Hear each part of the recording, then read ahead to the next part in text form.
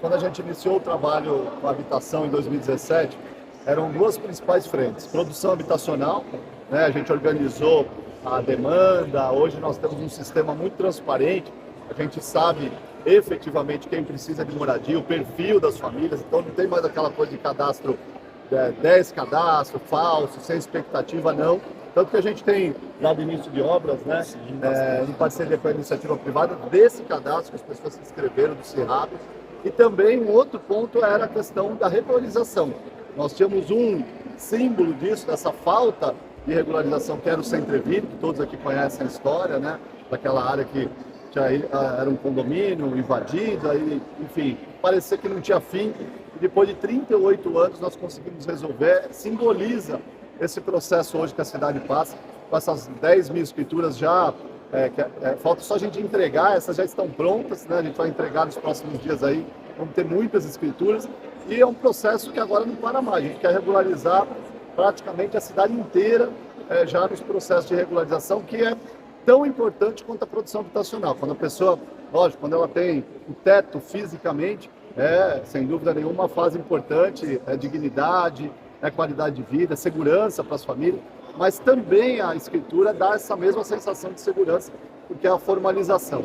E com relação a Brasília, existe uma expectativa que Minha Casa Minha Vida, das faixas mais baixas de salários, sejam retomadas com mais força.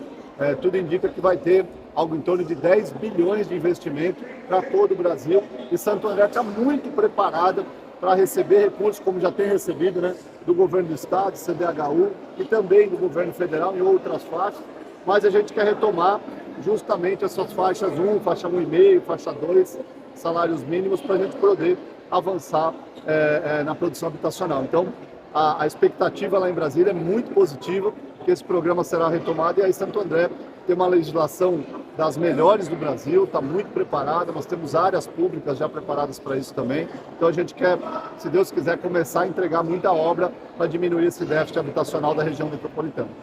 E aqui no Alzira Franco, onde a gente está hoje, é talvez a segunda região da cidade com mais complexidades jurídicas para a gente resolver. Nós estamos chegando perto de 900 escrituras já aqui, só nessa região. Tem ainda uns 20% que a gente precisa resolver, porque aqui passou por uma desapropriação, é precatório, então tem uma questão jurídica quase tão complicada quanto o Centreville, mas a gente avançou muito e queremos 100% do Alzira Franco regularizado. Regularização fundiária, qual que é o déficit na cidade? Quase 10 mil entregues, né? Quantas faltam? Rafael? O que foi deixado por todos os ex-governos para nós foi a cidade inteira.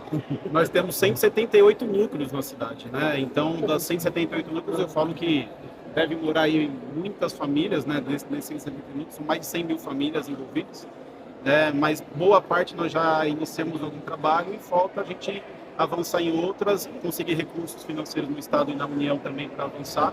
Mas, como o prefeito falou, nós já emitimos 9 mil, tem mais 14 mil em processo de regularização, né? Isso envolve recursos do Estado e da União, junto com o município, né? E ainda tem outros núcleos que a gente precisa conseguir mais recursos para avançar. Então, eu acredito aí que a gente avançou muito, mais da metade, na minha opinião, do déficit da cidade, ainda falta a gente avançar e conseguir recursos. E tem que fazer uma diferença, esse número que você perguntou, ele é até difícil a gente mensurar, porque a gente tem que separar as partes já urbanizadas, é uma questão só de regularização fundiária, como é aqui na Alzira Franco, como era no Centreville, das comunidades que ainda cabe, em muitas comunidades, a própria urbanização. E aí, após a urbanização, que nós vamos ter o déficit de regularização. Né? Tem comunidades aqui que a gente sabe que não são todas as famílias que estão lá que vão poder ficar. Né? A gente já fez, o ano passado a gente fez quase que 200 famílias foram retiradas de área de risco. Isso é um trabalho permanente, então é difícil até da gente ter um número fechado. Quando a gente inclui nesse processo de regularização, como o Rafael falou, as comunidades, excetuando essa questão ainda das comunidades, que é uma questão até antes de ser de regularização, uma questão urbanística, aí acredito que na parte que já está regularizada do ponto de vista urbanístico, a gente vai evoluir em 80%. Né? Não vai ficar nenhuma região da cidade sem que a gente consiga ou entregar as matrículas ou deixar o processo bem encaminhado. Perfeito. Ainda nessa questão, tem regiões que não adianta você querer fazer remoção, porque já está constituído ali. Quais os programas que o município tem em parceria com o Estado hoje?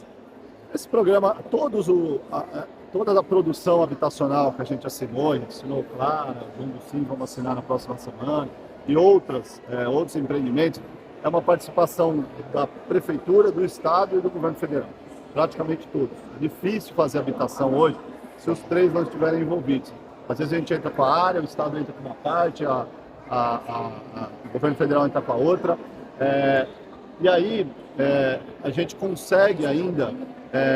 primeiro ponto para a gente fazer retirada de família é a área de risco, porque aí a preservação da vida ela se sobrepõe a qualquer tipo de outro critério. E depois, né, é a questão habitacional propriamente dita, se a área que as famílias estão pode ser regularizada aonde elas estão, ou se por uma questão jurídica, às vezes por uma questão geográfica, por questão de segurança, né, por questão de propriedade, porque nós temos áreas hoje de comunidade que a área não é pública. Então, às vezes, a área é particular e o proprietário não tem intenção de regularizar. Então, é bastante complexo, né? Não tem uma regra única. Por isso que esse trabalho que é feito é um trabalho permanente, mas o saldo é muito positivo, tanto da regularização, da entrega de escrituras, quanto da produção habitacional. Agora, primeiro grande critério para retirada, né? Segurança das pessoas, preservação da vida. Área de risco, a gente não pode ter tolerância nesse sentido, porque a gente viu que as experiências do passado, vidas foram perdidas e a gente não quer que isso se repita.